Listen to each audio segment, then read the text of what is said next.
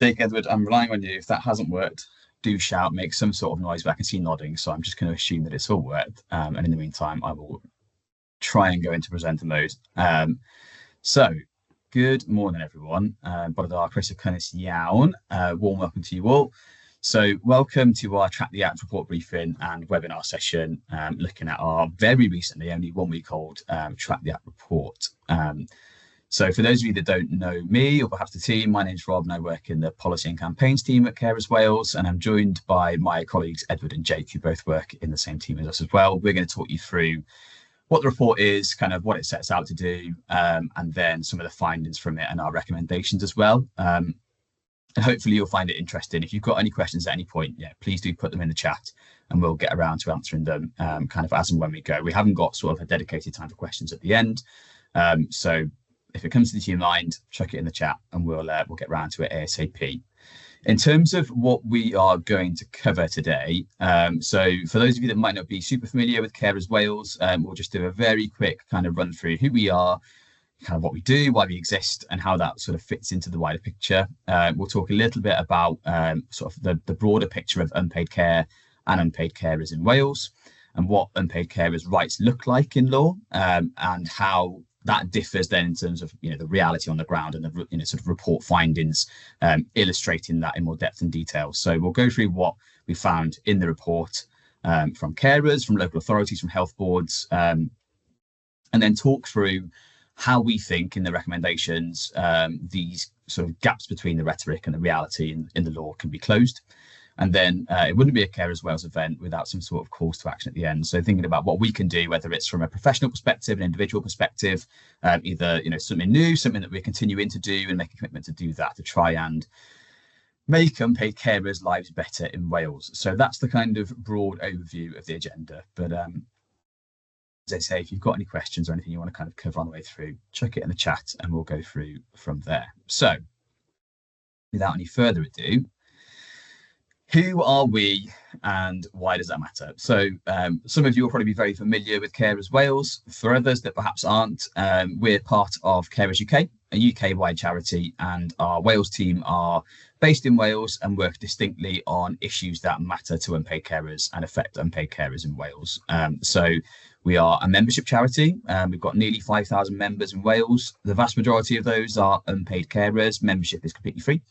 And as well as being unpaid carers in our membership, there are lots of people that are just supportive, have some sort of interest in unpaid care and unpaid carers policy as well. So lots of members, and that tends to be how we sort of get the numbers in our surveys and send out information about things that matter to carers. I mean, fundamentally, Carers Wales exists to make life better for the more than 310,000, but probably more, unpaid carers across Wales. And primarily how we do that is by providing information and advice to unpaid carers. That can be via sort of guides that carers can take away and read and digest at their own sort of speed and pace, or sort of via ringing us up, emailing and receiving advice kind of in person or at events as well. And as well as providing all that information and advice, what our team tends to do a lot of as well is campaigning alongside and on behalf of unpaid carers on some of the issues that matter to them. So again, working with politicians, government in the Senate, local authorities to try and influence and make change to make things better for carers. So that's who we are.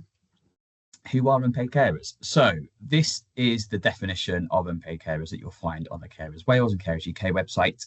It's very, very similar to the definition that exists in Welsh Government.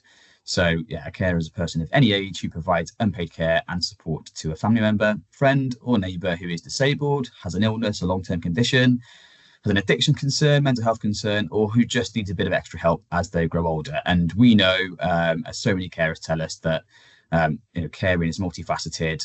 People that care for more than one person will fit across multiple parts of those categories, and caring roles will change over time as well. So it might start out looking like one sort of way, and that might progress and change over a period of time to look very, very different. But it's a broad category. Anybody that's just helping to look after someone fundamentally is an unpaid carer. And looking at that kind of bigger picture of unpaid carers, so as we said in one of the previous slides, according to the census, we know that there are at least 310,000 unpaid carers in Wales, so roughly 1 in 10 of us. However, we expect that figure is significantly higher. Lots of people won't identify with the term unpaid carer. They'll just think they're a parent, a partner, someone looking after one of their parents, friend or family member. So actually, yeah, that 310,000 figure is probably on the lower sort of side of what we expect. In terms of the economic value of unpaid carers, if all unpaid carers were unable to carry on or down tools, and the Welsh Government had to step in and replace that sort of level of care, it would cost over £10 billion per year just in Wales alone. So that sort of figure is equivalent to the whole budget of the NHS, which is what we know the Welsh Government spends most of its budget on. So actually, unpaid carers are vital. They're fundamental to our health and social care system. And without them, an already difficult system facing lots of challenges and pressures would look pretty unimaginably worse. So yeah, unpaid carers are vital going forward in the health of our society. We know that more than 140,000 unpaid carers are combining some sort of paid work with their caring roles, and actually tens of thousands of unpaid carers, sort of with extremely heavy caring roles of 50 plus hours a week, are also having to try and balance that sort of paid work and care as well, which presents a whole host of other different challenges. In England, the stat there is 50-50 chance of becoming an unpaid carer by the time you're 50. However, in Wales, we know that that's earlier and younger. So there's a 50-50 chance of you becoming an unpaid carer by the time you're 47 years old. However, actually, if you're a woman, that's younger than 47 as well. So there's that kind of gender implication of unpaid care as well. And probably preaching to the choir here, but we know that unpaid carers are disproportionately impacted by poverty, poor health outcomes, and these are often as a direct result of their caring role and the challenges posed, by that caring role on them and their lives as well. So that's the very whistle-stop tour of Carers Wales and unpaid carers. And then looking more at carers' rights in law as they sit on the statute book, most of these rights fall under the Social Services and Wellbeing Wales Act 2014, which was passed in 2014 and started to be implemented, started to be enforced from 2016. So it's been around a while now, that piece of law, which is why it's so frustrating that there are still so many challenges with its implementation. We've had plenty of time to get this right, but unfortunately we're still not quite there yet. In terms of what the Act does, in principle, it sort of outlines and sets out the rights for unpaid carers relating to a whole host of things, in sort of particular their health and well-being, having a right to a social life, the ability to be in work or receive training, take part in or watch sport, just fundamentally having that sort of right to a life and a good quality life alongside their caring role as well. And again, we know that there are lots of issues with that as well, and that not being the case for so many carers in Wales. But the Act also provides a duty for unpaid carers to receive information and advice and assistance, as well as a carers needs assessment, sort of from their local authority, which can then lead to statutory support where eligible. And what we talk about quite a lot in the coming slides when I hand over to some of my colleagues, we'll be talking about that journey there from information, advice, assistance through to carers needs assessment and support, and how, lots of carers just aren't receiving that despite the fact that it's set out in law. So at this point, what I'm going to do is hand over to my colleague Jake and try and mute myself so I don't ruin the recording. And Jake's going to go from there and talk about some of our initial findings. Thank you, Rob. And yes, I'm going to spend the next few slides talking about what we found out through our Track the Act survey and some of our information requests to local authorities and local health boards.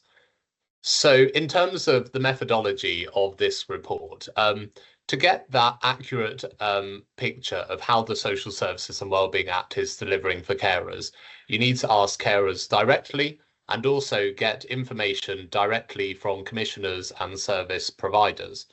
So we conducted a survey of unpaid carers, a nationwide survey in all parts of Wales, and we had 450 unpaid carers responding to our survey. We sent information requests to local authorities asking them to directly explain how they support unpaid carers and give us numbers in terms of what that means in practice.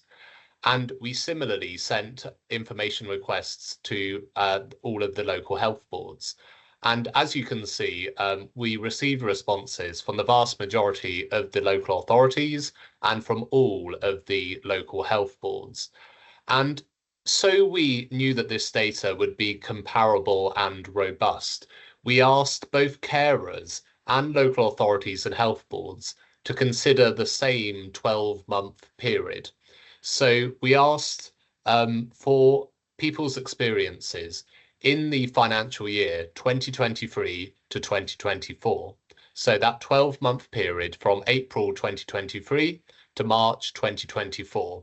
So with that defined period, we could consider and compare the information we've received from carers of that during that time, and also from the local authorities and the local health boards. So we knew that we were comparing like for like and focusing in on a 12-month period.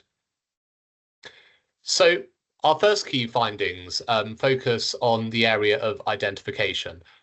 We all know, of course, that many unpaid carers take a long time to identify as an unpaid carer for numerous reasons. And many of those duties on local authorities under the Act have improving identification as an objective. So those obligations on local authorities to be proactively promoting information on caring, to be raising the profile of unpaid caring and awareness in their communities. That's, of course, something that we would hope would lead to people understanding the caring role and identifying themselves if they're in that situation. But unfortunately, as you can see here, it's a very concerning picture with regards to identification.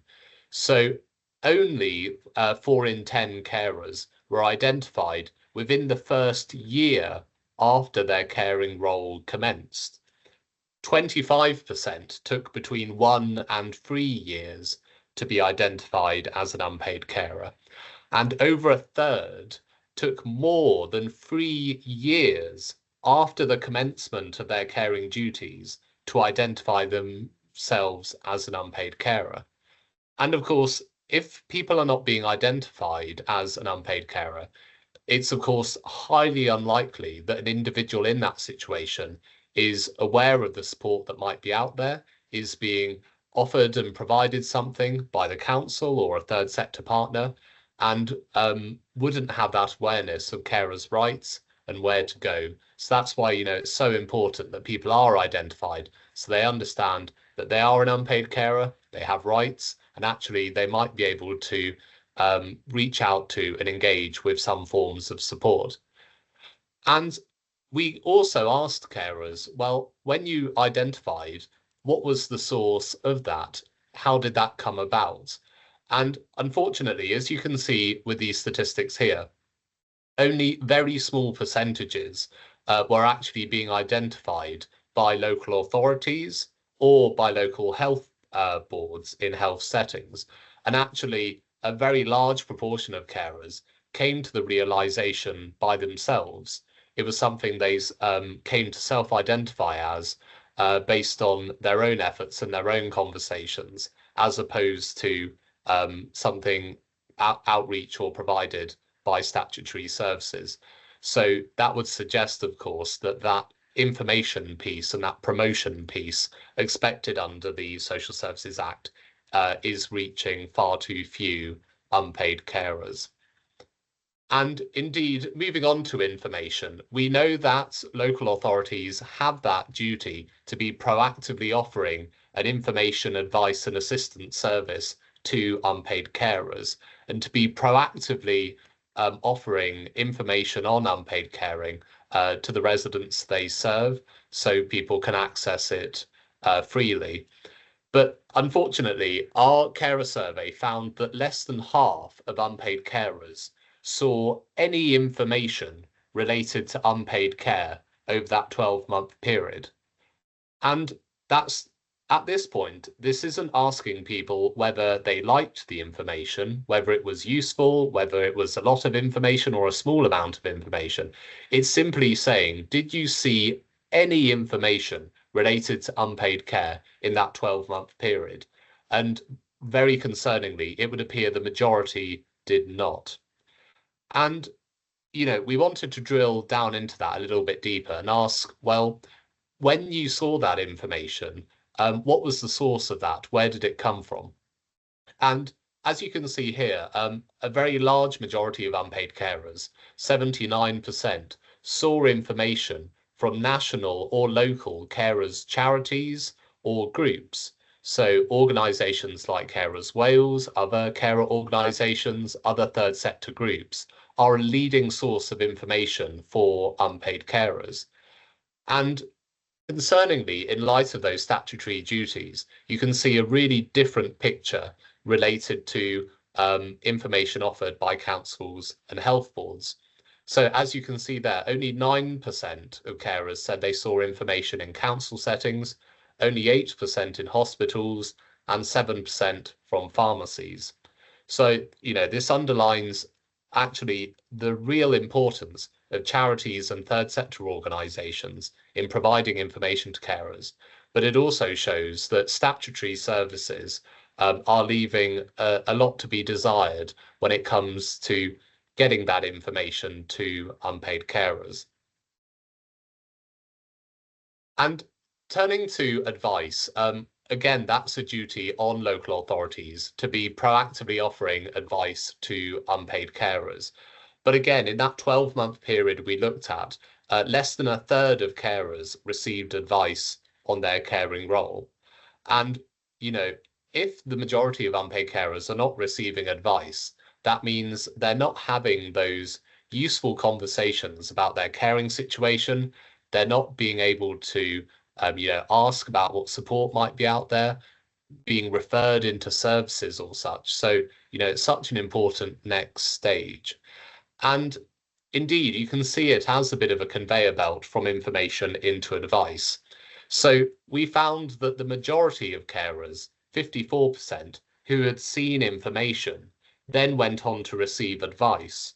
So they saw some general information on unpaid caring, and they were then given an opportunity to discuss their situation, to get some advice that was relevant to them. But a far smaller proportion, only 13%, went on to receive advice if they had not seen information in the first place. So that's why it's so important to be getting that information out to people so we can then move them along into advice and potentially into support as well. And as we mentioned in our previous slide, with only a minority of unpaid carers actually seeing any information on unpaid caring, that would suggest that, it's there's a very challenging picture in terms of moving people from information and then into advice if so many are not receiving information in the first place. And again, we looked where those different settings were successfully transitioning people from that information stage into advice. And unfortunately, we found that medical settings were actually some of the least likely to be successfully translating people from the information stage into advice, with less than half who had seen information then going on to receive advice. But, it's important to note at this stage that actually the advice, when it does reach unpaid carers, there's a lot to be positive about.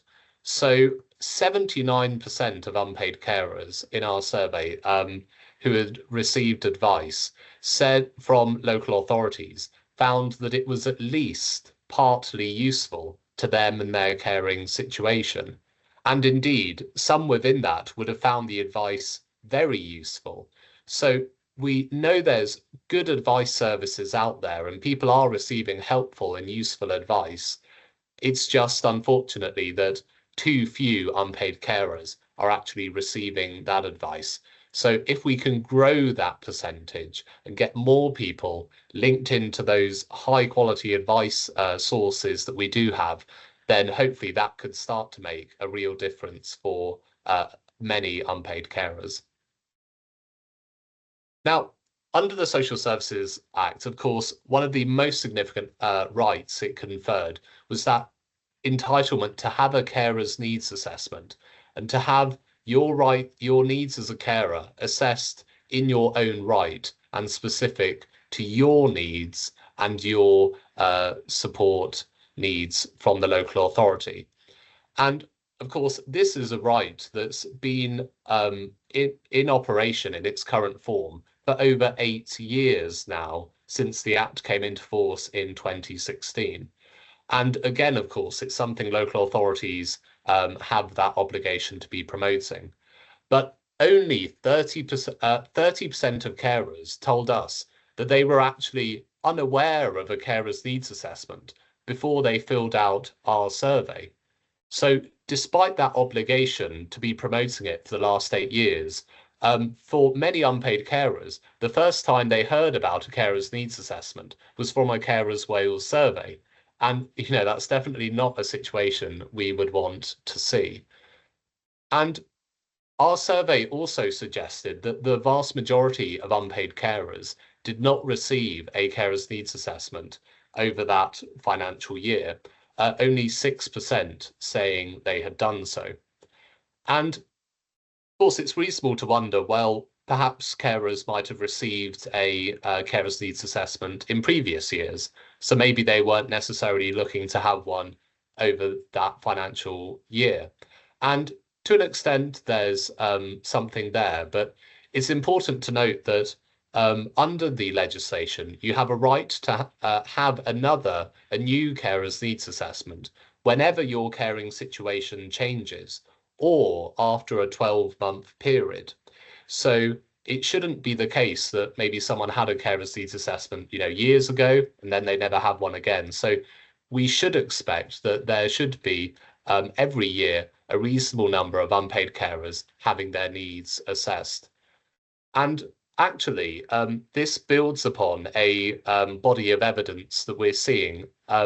You might have seen in the last few weeks, in October 2024, the Ombudsman Wales released a report into the delivery of carers' needs assessments. And the Ombudsman investigated 4 local authorities. And they found that in those 4 areas, only 2.8% of unpaid carers had received a carer's needs assessment. So, it was 2.8% in those local authorities in the Ombudsman report, and we're saying 6% from our carer survey. But either way, it's clear that the vast majority of unpaid carers are not having their needs assessed. And of course, it's often said, well, perhaps many unpaid carers don't want a carer's needs assessment. And, we thought that was something we should ask about. But actually, only 25% of carers said they didn't require a carer's needs assessment. So that would suggest that the vast majority of unpaid carers either want a carer's needs assessment or at the very least are open to one. But as we can see, only a very small proportion are actually receiving carers' needs assessments. And indeed, in those 8 years since the Act has came into force, less than half, only 43%, say that they've had a carers' needs assessment at any point in the last 8 years. And further on carers' needs assessments, we unfortunately found a level of disillusionment and skepticism amongst them. And, in many ways, this is quite understandable. We all know the social care system is in a very difficult place. So we found that 16% of carers said that they were disillusioned with assessments, and 15% didn't think an assessment would have helped them with their caring role.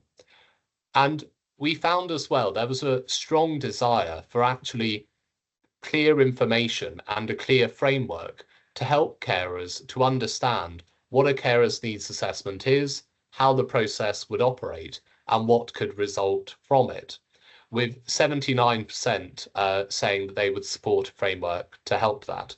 Because we know that there's that information gap. Far too few carers are receiving information about what a carer's needs assessment is. But we also know that there are some misconceptions and some apprehensions sometimes around the process too. And that's why there's that strong desire we found for a framework.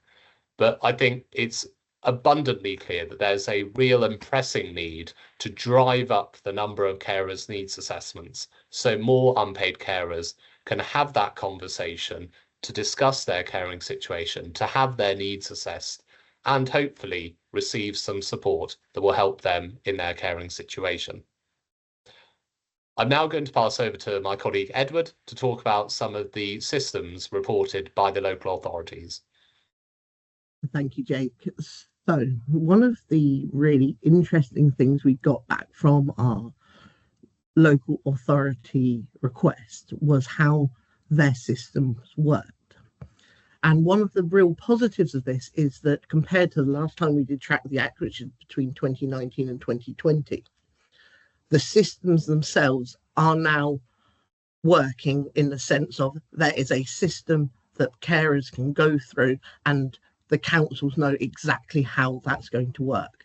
This is a significant improvement from the last time we asked this question, where the majority of councils had systems but were rather unsure of how they'd work. The problem is the complexity of these systems and the differences between these systems. For instance, in North Wales, the vast majority go through NUCIS, the carer charity, where they are responsible for the complex information, advice and carers' needs assessments, with only the councils taking on the responsibility of identification and then deciding on support plans. This is highly different to Cardiff, who have third sector charity partners, but have their own central team that only do carers' needs assessments. And then once again, if we look at, say, Carmarthenshire has a wholly owned private enterprise that does all their identification, information and advice work. But then the carers' needs assessments go to the social workers team relating to the condition the carer looks after. For instance, if someone's caring for someone with a mental health concern, it goes to the social care team of mental health.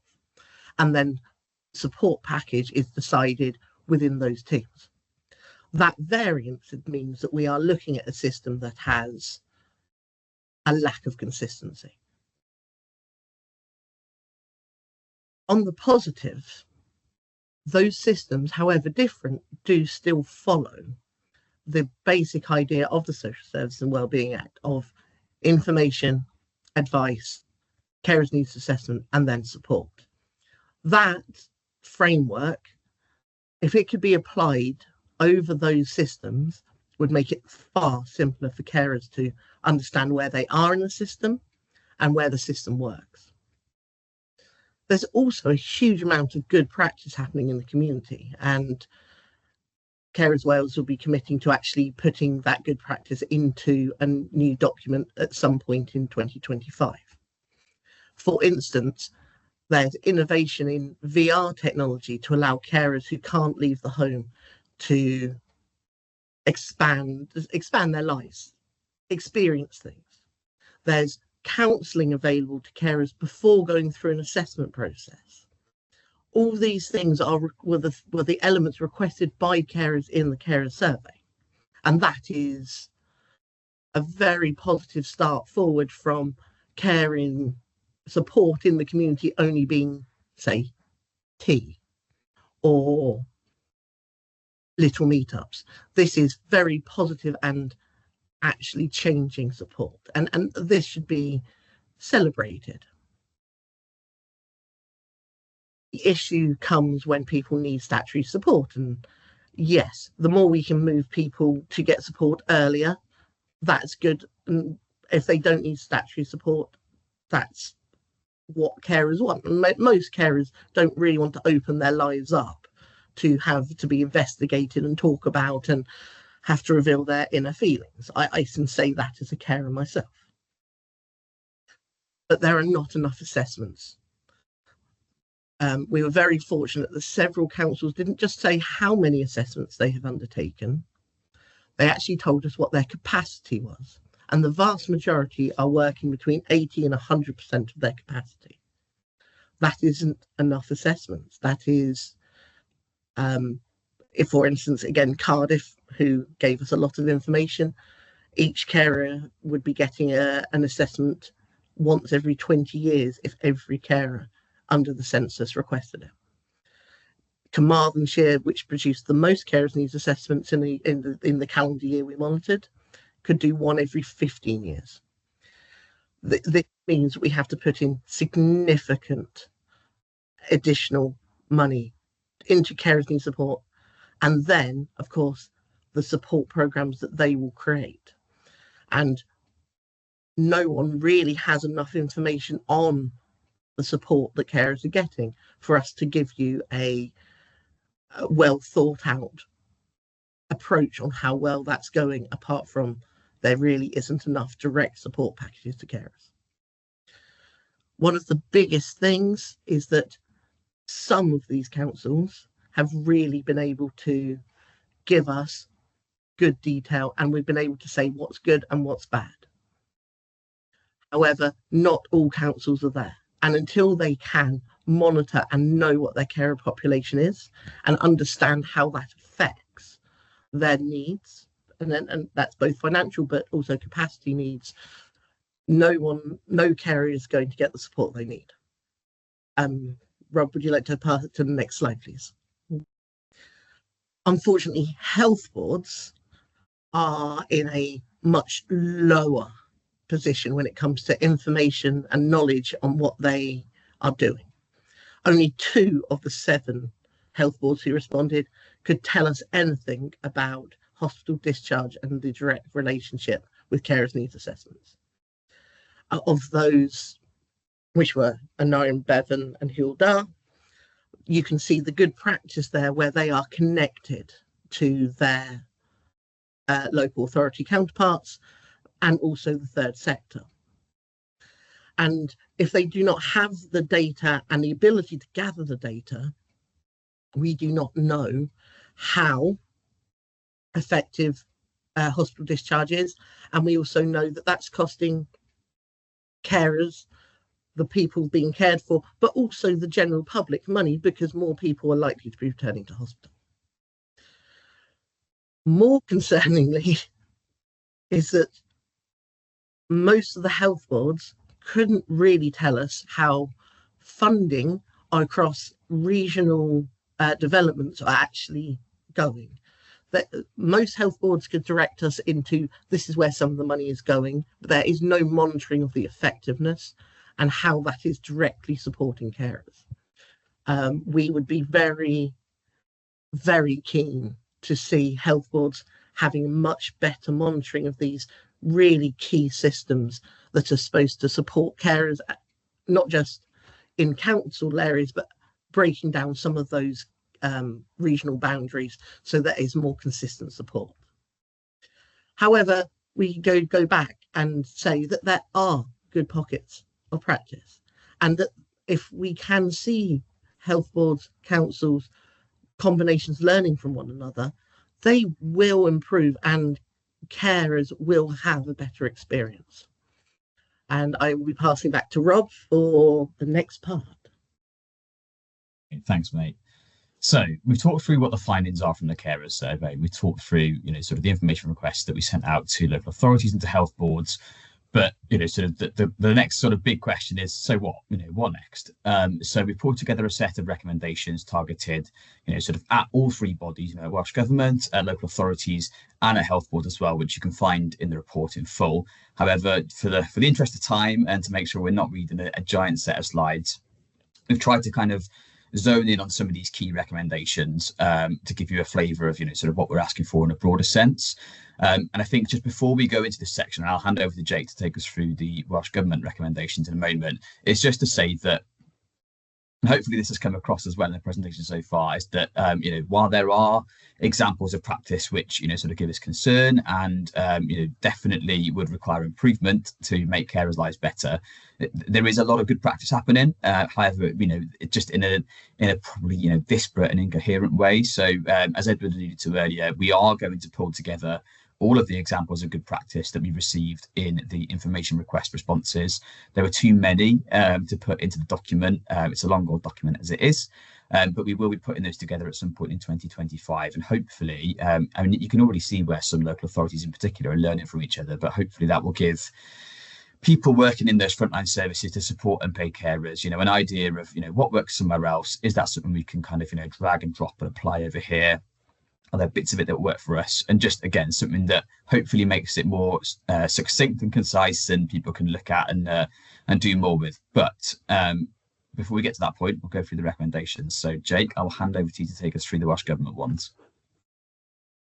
Thanks, Rob. So we believe the Welsh Government need to show greater leadership in terms of tackling some of these implementation issues that are very evident from our report, but from many other sources. And of course, over the last few years, the Welsh Government have done various initiatives and created various pots of funding and supported various projects to support unpaid carers. But we do think the Welsh Government need to focus in on these implementation gaps in terms of the gap between carers' rights in legislation and the reality on the ground.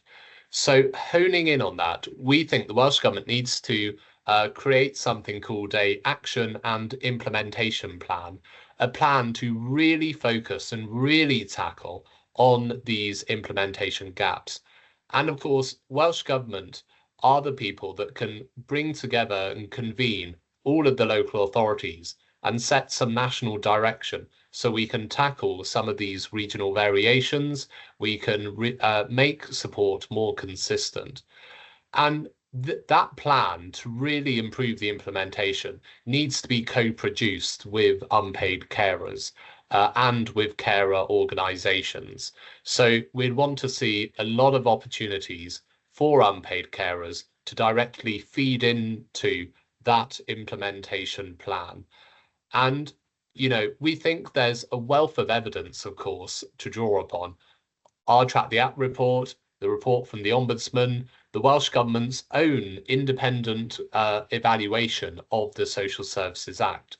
So, we know what the picture is. Let's bring it together in a strong co-produced plan to really tackle those implementation gaps. We also think that there could be an additional focus on health settings with guidance for healthcare staff to help them support and identify unpaid carers. Carers will, of course, be often interacting with the health service. So if a carer is with their loved one at an appointment, if the carer is in the hospital speaking to clinicians, let's not miss those opportunities to be providing information to carers, to be telling them about their rights, to be signposting them to useful support. So we'd like to see the Welsh Government produce guidance for healthcare staff to enable them to do that. And we very much want to see from the Welsh Government additional capacity and resource put in to enable more local authorities to deliver more carers' needs assessments. As Edward said, many of the local authorities did talk about a capacity gap, that it would be difficult for them to deliver more carers' needs assessments. So we need to see that national funding reaching local authorities so more carers can have their needs assessed. And for some unpaid carers, a carer's needs assessment might lead to life-changing support. For other carers, it might lead to signposting, a conversation about their rights, groups, organisations and support networks they could tap into and join. But either way, we need to see more unpaid carers having their needs assessed, as is their legal right. So we call upon Welsh Government as well to be providing that capacity and resource so we can drive up the number of carers' needs assessments, which in many cases are of course already delivering good support for carers, but it's missing out on too many carers. So let's get those carers' needs assessments to more people and more consistently. And now over to Rob for local authorities. Thanks, Jake. So it's probably important to say here that I think these sets of recommendations are intertwined, and can't be done kind of in silos, and we need to actually convene a group of people to make sure that these are delivered in a sort of coherent way that works across systems. So in terms of what we think, sort of points to some recommendations for local authorities. So many of you may be aware, but along with Carers Trust Wales, Carers Wales runs the Carer Aware project, which delivers training, resources and tips that are co-produced by unpaid carers and by professionals across the health and social care sector around training for staff to make sure that they're more carer aware, so i.e. able to better identify and recognise unpaid carers, signpost them to support, and just have that initial sort of conversation with them to help and see, kind of what their needs are in those settings, and just making the most out of those touch points where carers are interfacing with systems. The findings from that project so far, report a really positive picture. When we deliver training to social workers, for example, and social care professionals, we often find out, sort of from feedback from them, what, they've changed about their practice on a daily basis with regard to working with unpaid carers and the impact that's had. So we think that carer aware training for staff at local authority level is vital. The more people that are able to spot the sort of indicators of unpaid care, who can then, have that conversation with an unpaid carer. Have you realised you're an unpaid carer, that you're looking after someone? Have you realised their support and that you have rights? And just begin that journey, or sort of just check in and make sure that journey is happening, is a fundamental need first and foremost. Linked to the last point on the previous slide, we appreciate that councils have faced a difficult picture for a number of years with regards to their finances, and that it isn't just a case that they can sort of magic up capacity and resource overnight to allocate to more care needs assessments. So we do think that the Welsh Government has a role to play here in making sure that more capacity and resource is made available for local authorities to allocate to needs assessments. However, that has to be allocated and protected. So if and when that does arrive, and actually before that point, we need to have a conversation with local authorities about making sure that unpaid carers are prioritised and that that support journey is a priority when it comes to funding on a yearly basis. But making sure that more capacity and resource, whether that's in existing budgets or from central government funding and a bit of both, is allocated to care needs assessments, and prioritising unpaid carers in that process, and making sure that actually carers most in need get that support as early as possible. And actually fundamental to delivering that in an effective way is a greater understanding of what local care populations look like and what their needs must be and might be. So we don't want to sort of create new additional work for the sake of it. And actually a lot of this work exists already in regional partnership boards, which of course local authorities are members of. So just getting a greater understanding of that local population need, figuring out how carers fit into that, what that need looks like on a local basis, in addition to the regional basis, is going to be absolutely vital, because, unpaid carers will look different across local authority areas, but even within local authority areas. And actually having a good understanding of what that picture is, what it looks like, will mean that that extra capacity and resource can be targeted in the most effective and efficient way. So again, that modelling of local carers' needs absolutely has to be better, and then that has to guide that work as well. And then just something, sort of really tangible, hopefully, is that, not all carers' needs assessments will result in statutory support, and actually not all carers will want or need that statutory support. Some carers, sort of will have that conversation with the local authority, and for them, the best source of support might be something in the community. It might just be an understanding of a process or a procedure. It might be statutory support that involves, sort of direct payments or any other sort of support like that. But actually, all carers who go through that system must be, at the very, very minimum, provided with some sort of contingency plan for if their caring role changes or if their circumstance changes dramatically, so that there's that safety net and reassurance. And we think that, that is a really key tangible ask that can, make a big difference, so that if there's a change of circumstance for an unpaid carer who's looking after, one or more people, and their situation completely changes, they know that it's been thought through already. They know they don't have to start from scratch when they approach services, in that situation. And hopefully, we've prevented an already challenging situation from becoming much worse. So we think that there are plenty more recommendations, and I would encourage you to read the report and see them all in full. But we think those few there for the local authorities are ones that we would particularly seek to draw attention to as well. So this is the carers Wales slide, isn't it? The calls to action. So as an organisation, we're keen to always try and do this and try and encourage thinking among people who engage with these sessions as to what sort of we can do. Whether it's something new, something existing that we want to kind of draw attention to, but thinking about how we can sort of do more within our role for unpaid carers. Now, unpaid carers are inherently not time rich, so this is not us here asking unpaid carers who might be watching this, what are you going to do? What more are you going to do? You're doing plenty.